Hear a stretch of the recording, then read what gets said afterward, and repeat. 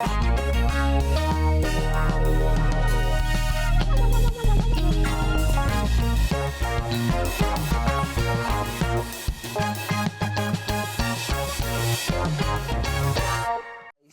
ouro todo mundo fala que é amaldiçoado. Por causa que ouro traz riqueza, mas só que também traz muita ambição e olho grande. O que eu passei no garimpo agora esses tempos lá pra baixo, ali é o inferno.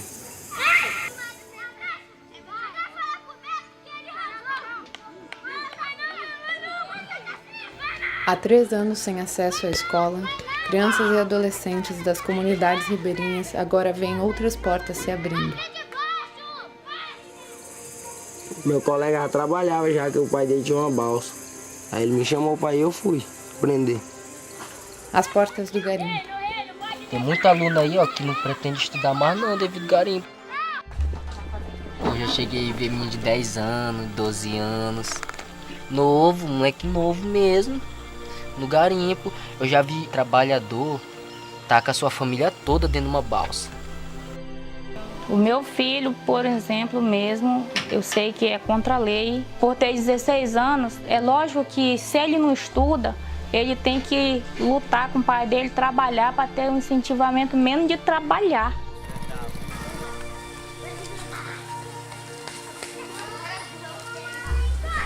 Eu fui lá para baixo atrás de muito ouro. Cheguei lá, nada.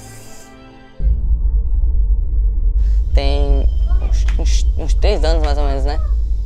Uns 3 anos que eu não vejo meus colegas. Uns 3 anos que eu não piso numa sala de aula. Todos nós compartilhávamos um sonho um com o outro, né? O que vai ser quando crescer? Um falar que ia ser advogado, falar que ia ser policial. E basicamente hoje em dia, os meus colegas se afastaram muito. Uns pararam de ir para a escola para trabalhar no garimpo, porque para ajudar os pais, né? E alguns restaram ainda, e poucos, pelo menos poucos falam um com o outro. Todo mundo virou desconhecido um pro outro, né, sabe? Emociona bastante. Ver as minhas amigas todas entrando em depressão, sabe? Querendo se matar. Tão triste. É difícil. Tudo por causa de uma escola que o governo não ajuda. O depoimento do Ícaro foi o primeiro que a nossa equipe gravou. Então, o convidamos para acompanhar as outras entrevistas. Assim, ele poderia reencontrar alguns amigos.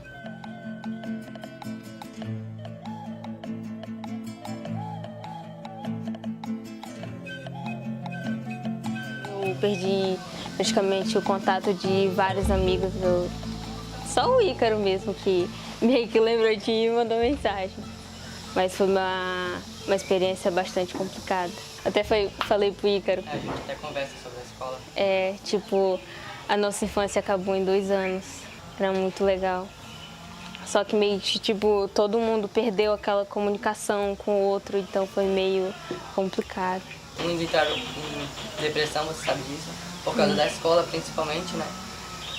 Alguns também ficaram com ansiedade, né, que eu sei. Tem ideia, assim, de falar um pouco pra gente? Tem gente, assim, os alunos, eles passaram por uma experiência muito perturbadora. Nem todo mundo acredita nisso, alguns dizem que é frescura, que é só para chamar atenção, mas não é.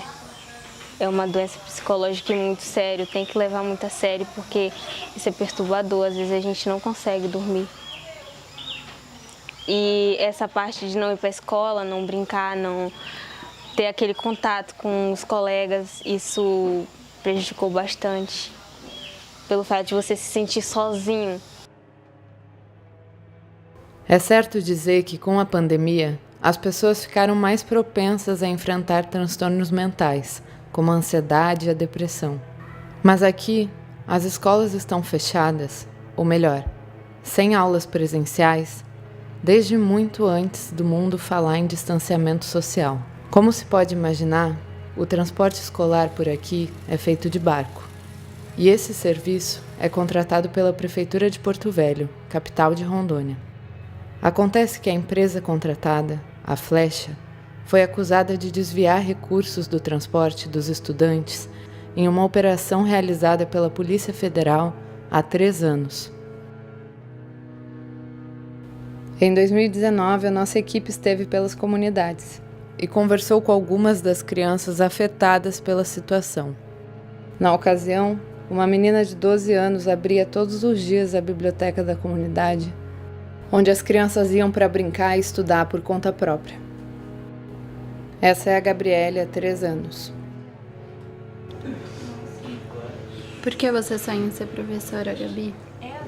Não sei, eu sempre gostei, assim, eu gosto de estudar, então eu queria fazer isso acontecer, né?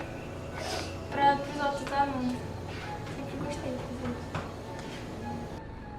isso. Essa é a Gabriele atualmente. Acho que tem uma palavra. Essa... como que fala? Decepção. Acho que uma decepção, né? Acho que eles se decepcionaram muito pelo ensino e acabaram desistindo mesmo. Você pensa que eles queriam, de fato, também escrever? Muitos queriam, né? Muitos dariam tudo.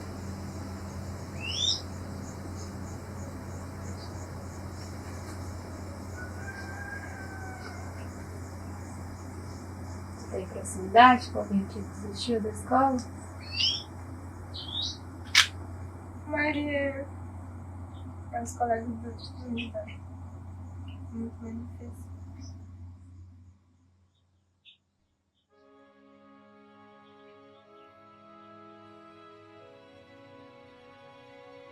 Agora, as aulas presenciais voltaram, bem diferentes do que eram antes. A SEDUC implementou a mediação tecnológica.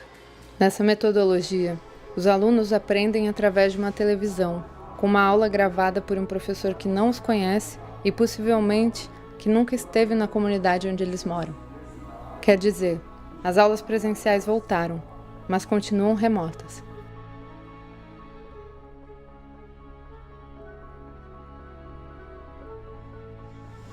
É bem estranho. A gente não conhece, né, os professores. Claro que eles são ótimos professores, mas é estranho porque não tem aquele contato lá. Eu só gosto de fazer pergunta, né? Só gosto de fazer isso, interagir. E é muito difícil fazer isso. O espaço da escola, que deveria ser um espaço para colaborar com essa resistência, com essa valorização do território, com esse trabalho de fortalecimento cultural, de reconstrução de memórias. Infelizmente, esse espaço ele tem sido um espaço de apagamento, um espaço de desenraizamento, né? Um espaço em que se impõe uma educação embranquecida, né? Porque vem tudo de cima para baixo. Como é que eu vou... As crianças vão se relacionar com uma máquina e com disciplina de conteúdo, e eu aqui, eu como cidadão, como pessoa que tenho a minha cultura, que tenho um patrimônio, que tenho a minha identidade, como é que eu fico? Então, assim, isso é um afastamento total, assim, do ser humano em si. Para o aluno que quer fazer uma faculdade, daqui a uns 3, 4 anos que vai se formar, que condições vai ter com um estudo precário desse? Tem dias que passam de 5 ou 6 dias sem internet. E quando tem também não abre vídeo, não abre mensagem. A gente quer estudar para valer, porém não vai dar a mesma coisa que as aulas online.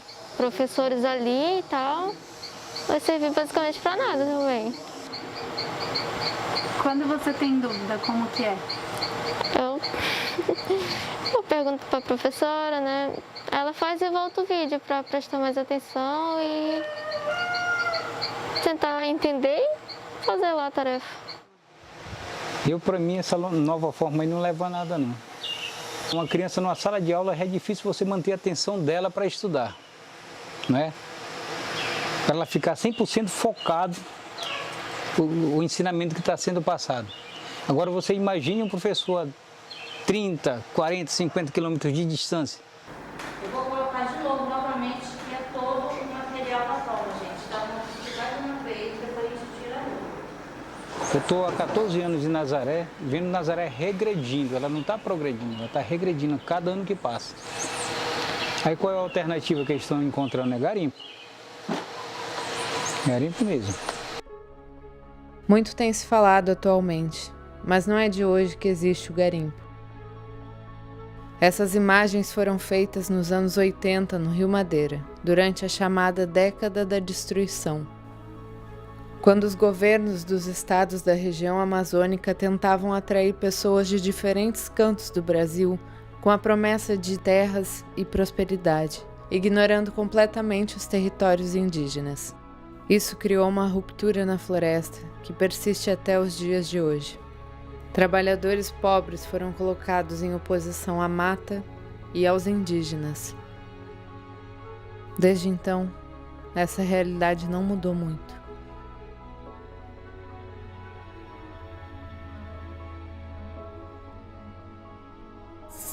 Então, de novo, com quantos anos você foi pro garimpo a primeira vez? 13. Como que foi quando você foi a primeira vez pro garimpo? Até que tava bom. Pra quem tem cabeça e juízo pra guardar dinheiro, consegue.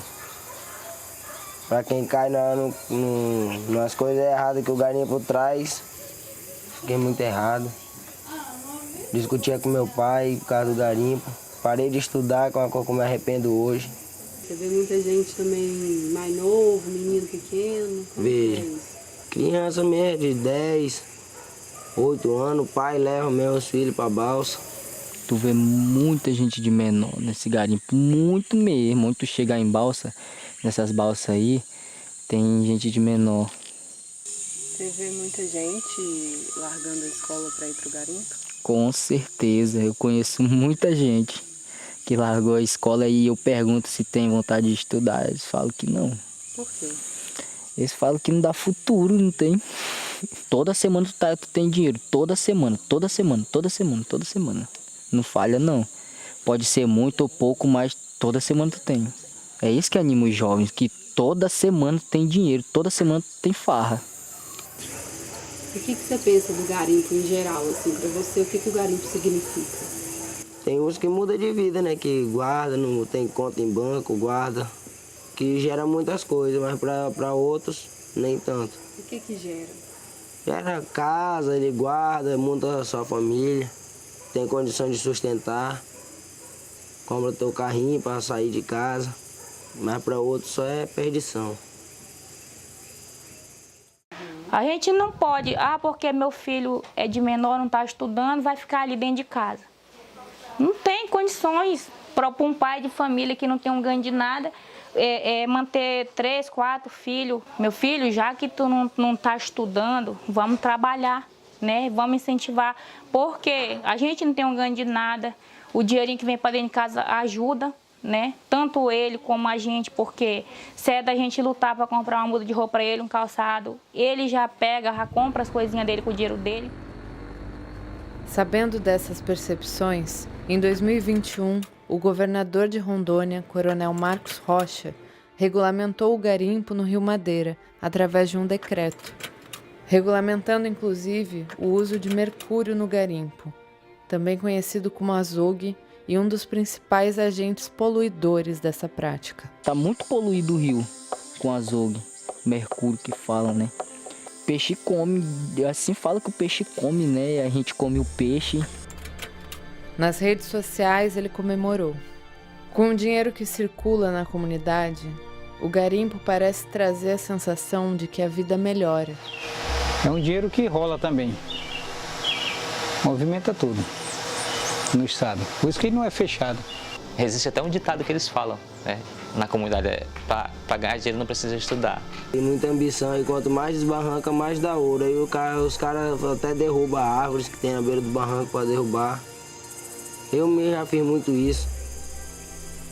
Mas ninguém não pensa, né? Na hora que tá lá, tá fazendo ouro, não tá nem aí pro mundo, pro resto. Sem acesso a um ensino de qualidade, o Estado acaba por beneficiar o garimpo entregando para essa prática ilegal a mão de obra barata dos jovens. As circunstâncias levam a acreditar que isso é parte de um projeto. Alguém ganha com isso. Por outro lado, quem perde, não perde pouco. fato é isso incentivo? Eu insisto na escola aqui porque eu posso ser um exemplo daqui, entendeu? Eu gostaria muito de ser um exemplo daqui, ser o diferente. Qual o trabalho que você fez? Médica. Você é médica? É. Por quê? Porque é bom, eu acho bom. Eu vejo outros médicos trabalhando, aí eu quis ter um futuro na minha vida e ser médica. Meu sonho mesmo é ser policial. Engenheiro agrônomo. Ou também biólogo, que é o caso do meu irmão. Por que você não quer ir pro garimpo esse ano? Tentar fazer de minha história de outro jeito, né?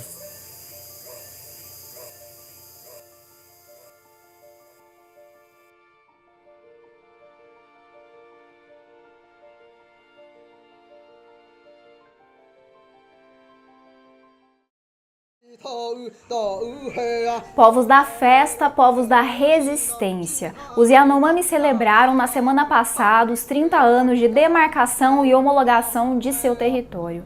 Uma comemoração que ganha contornos de luta, uma vez que o garimpo que motivou a demarcação do território retornou com força descomunal sob o governo Bolsonaro. Como foi a luta pela demarcação de uma das maiores terras indígenas do Brasil? Quais ameaças acometem hoje os Yanomami? Eu sou a Luma Prado e convido você a assistir a mais um episódio do De Olho na História. A história que a história não conta, o avesso do mesmo lugar, na luta é que a gente se encontra. Iturra, caminha hoje manhã derra, na babuar kiwi, yata shinodai, yata biai dabran mai, pada tabantah wewi, yata shenhenibu, maki baiata manhã shinodai. Há cerca de 1000 anos, os Yanomami vivem nas mais altas serras do território brasileiro. A Serra Parima, divisor de águas entre o Alto Orinoco e os afluentes da margem direita do Rio Branco, é considerado o centro histórico de ocupação do povo e é, atualmente, a área mais povoada do território. Até fins do século XIX, os Yanomami mantinham contato apenas com povos indígenas vizinhos. Entre as décadas de 1910 e 1940, homens da fronteira extrativista, como balateiros, piaçabeiros e caçadores, assim como soldados brasileiros, funcionários do Serviço de Proteção aos Índios, o SPI, e viajantes estrangeiros tiveram apenas encontros pontuais com alguns grupos da etnia. Os primeiros pontos de contato permanente foram estabelecidos entre os anos 1940 e 1960, com a fixação no território de postos do SPI e missões religiosas católicas e protestantes. Esses polos atuaram como fonte regular de objetos manufaturados, certa assistência médica e quase sempre como ponto de origem de surtos epidêmicos. O contato frequente, maciço e ostensivo da fronteira econômica brasileira com os Yanomami ocorreu nas décadas de 1970 e 1980, quando projetos estatais foram direcionados para a região. Estradas, fazendas, serrarias, canteiros de obras e garimpos impactaram profundamente o povo. Em 1973, o Exército deu início à construção da Rodovia Perimetral Norte, que iria ligar toda a região no chamado Plano de Integração Nacional. A ação provocou uma série de epidemias, que causaram grande mortalidade entre os Yanomami. Paralisada no meio, a rodovia foi abandonada em 1976. Porém, os Yanomami não tiveram sossego. Em 1975, o projeto de levantamento dos recursos amazônicos RADAM detectou a existência de importantes jazidas minerais na região. A publicidade dada ao potencial mineral do território desencadeou um movimento progressivo de invasão garimpeira, que acabou agravando-se no final dos anos 1980 e tomou a forma de uma verdadeira corrida do ouro. Pistas clandestinas de garimpo foram instaladas nos principais afluentes do Rio Branco, permitindo a invasão de 40 mil garimpeiros, uma população consideravelmente maior que a das próprias comunidades locais. Com o garimpo vieram doenças, envenenamento por mercúrio, violência, desnutrição e malária, que causaram a morte de 20% da população da etnia. Em paralelo, ocorria a luta pela demarcação do território Yanomami. Davi Copenaua, autor da Queda do Céu, foi um dos líderes desta batalha de mais de 15 anos. Ao lado dos indígenas e com importante incidência internacional estavam a Comissão pela Criação do Parque Yanomami, depois Comissão Pró-Yanomami, fundada pela fotojornalista Cláudia Andujari e pelo antropólogo Bruce Albert, e a organização Survival. De olho na ascensão da pauta ambiental, o então presidente Fernando Collor revogou um decreto de Sarney do ano anterior que criava 3 reservas garimpeiras dentro do território Yanomami. E em 25 de maio de 1992 demarcou a área de mais de 96 mil quilômetros quadrados. Com a demarcação, milhares de garimpeiros foram expulsos da área pelo governo federal. Porém, nem todos foram embora. Em 1993, uma comunidade Yanomami foi vítima do único caso classificado como genocídio em toda a história do Brasil, o massacre de Hashimu. Passado um quarto de século, a mineração volta a se tornar a principal preocupação do povo Yanomami. Em 2022, os 30 anos da demarcação e homologação do território são celebrados com sabor amargo, em meio à resistência e luta renovadas em defesa do território. O relatório Yanomami sob ataque da Rutucara, Associação Indígena, estima que 20 mil garimpeiros exploram irregularmente a região, que existem 3 minas a céu aberto em operação e que 12 pistas de pouso clandestinas transportam pessoas, alimentos e equipamentos usados na extração de ouro. A atual investida do garimpo é uma continuidade renovada e com mais tecnologia da mineração dos anos 80, com um componente novo, envolvimento do crime organizado. Ano passado, em maio, a comunidade Parimil foi atacada a tiros. Os suspeitos são integrantes do primeiro comando da capital, o PCC. Além desse ataque, outras 13 investidas contra aldeias também foram relatadas pelos Yanomami na mesma região entre fevereiro e junho de 2021. Os invasores trazem com eles não apenas a sede de ouro, mas doenças, violência, desmatamento, poluição dos rios afetam a caça, a pesca, desorganizando as populações indígenas. A malária, que já esteve presente na primeira leva de garimpo, volta a figurar nas aldeias Yanomami. E a violência sexual contra mulheres e crianças só cresce no território. Para os Yanomami, o mama escondeu o ouro debaixo da terra, mas os Napepe, como são chamados os não indígenas pelo povo, voltam a trazer a chauara, a fumaça de ouro para as terras Yanomami. A Chauara Wakeshi, essa epidemia fumaça, por sua vez, tem se alastrado pelo território ancestral dos Yanomami. E eles alertam que se a destruição continuar, os espíritos Chapiri vão fugir para longe. Os xamãs, então, não serão capazes de afastar as fumaças de epidemias. Assim, morreremos um atrás do outro, tanto os brancos quanto nós. Todos os xamãs vão acabar morrendo. Quando não houver mais nenhum deles vivo para sustentar o céu, ele vai desabar. Eu não tô lutando só pro terra Yanomami, não. Eu estou lutando para os Yanomami, índio do Brasil, índio dos Estados Unidos, índio da Sami. Eu estou lutando também as crianças. A criança precisa a floresta vivo em pé, certo? O povo Yanomami é melhor cuidar a quarteão da nossa floresta. Não é para derrubar, não é para negociar, não é para vender.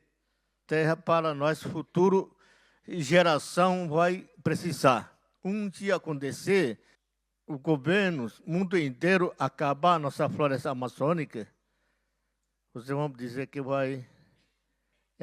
voltou Yanomami, que estava lá dentro. Nós somos pouco índio protege a alma da terra, mundo geral. Você pode acompanhar a luta do povo Yanomami pelas redes sociais da Rutucara, Associação Indígena. Os links estão na descrição.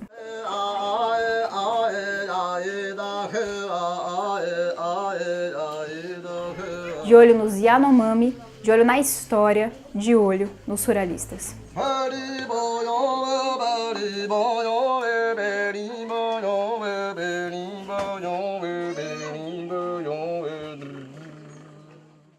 Até onde vai uma mãe à procura de seu filho? Neste episódio do De Olho na História, você conhecerá a trajetória de Pureza Lopes Loyola, que ao buscar o filho perdido, encontrou e denunciou a rota do trabalho escravo no Maranhão e no Pará. Eu sou a Luma Prado e vamos juntos em mais um programa do De Olho nos Surrealistas. A história que a história não conta, o avesso do mesmo lugar, na luta é que a gente se encontra. Soleira, essas mãos aqui, ó. Sabe quantos anos essas mãozinhas amassou barro para fazer tijolo? 31 anos, exportando para dentro de Bacabal mesmo. Carvão, roça, tudo enquanto. Faço cerca de arame, só para meus filhos estar num bom estado. E para garantir o bem-estar dos filhos, em 1993, Pureza deixou a olaria da família no encalço do caçula Abel, aliciado por um gato. Fui na frente e eu atrás, seguindo tudo, virando tudo, me perguntando, com foto na mão. Eu me sustentava na força que eu tinha. Por 3 anos e 2 meses, a mãe percorreu a rota do trabalho escravo contemporâneo no Maranhão e no Pará. Ceilândia, Imperatriz, Rondon, Paraguamina, Altamira, Travessão da 8, Garimpo do Itatá, Enche Concha, Garimpo do Cacoal, Gurupi, Cidade Gurupi, o Rio, Conceição do Araguai, Santana, Redenção. Na espreita do filho, revirou carvoarias, fazendas, garimpos e flagrou repetidas situações de escravidão por dívidas. Meu amigo, como é que ele vive aqui? Como é que vocês estão aqui? Como é que vocês trabalham? Onde vocês dormem? Debaixo de plástico, é? Nessa rede, é? No chão? É, não tem outro... Estamos devendo, tem que pagar. Abel soube da peregrinação da mãe e conseguiu escrever para informar onde estava. Fugindo dos gatos, sem documentos, ficou perdido na mata até terminar num garimpo. Em 1996, mãe e filho se reencontraram. Se encontramos por telefone. Ele disse para mim, espera daí uns 40 dias que eu estou chegando, e veio. Eita, meu filhão, quando eu te vi. Pureza desejava sair com vida da saga para denunciar tudo aquilo. Recolheu relatos de pessoas em trabalho análogo à escravidão e denunciou ao poder público, com apoio da Comissão Pastoral da Terra, CPT. O caso repercutiu nacional e internacionalmente. Suas denúncias precederam a ação do Estado brasileiro, que reconheceu a existência da escravidão no país em 1995, e a partir de então passou a tomar medidas para erradicá-lo. O trabalho escravo contemporâneo é caracterizado em 4 situações: condições degradantes de trabalho, jornada exaustiva, trabalho forçado e a servidão por dívida, segundo o artigo 149 do Código Penal. De 1995 a 2020, foram resgatados mais de 55 mil trabalhadores. Historicamente, a grande maioria dos casos de escravidão ocorrem no campo. De acordo com dados do governo federal sistematizados pela CPT, mais da metade dos casos de trabalho escravo flagrados no Brasil aconteceu nas atividades relacionadas à pecuária. Para conferir esses e mais dados, acesse a produção da CPT, do Observatório da Erradicação do Trabalho Escravo e do Tráfico de Pessoas e do Repórter Brasil. Links na descrição. De Olho na História é um programa semanal do De Olho nos Surrealistas. Você pode ajudar a manter este observatório, sua equipe e suas pesquisas. Conheça também o programa De Olho na Resistência, toda quinta-feira em nosso canal. Aperte lá o sininho. De Olho na História, de olho no trabalho escravo, de olho nos surrealistas.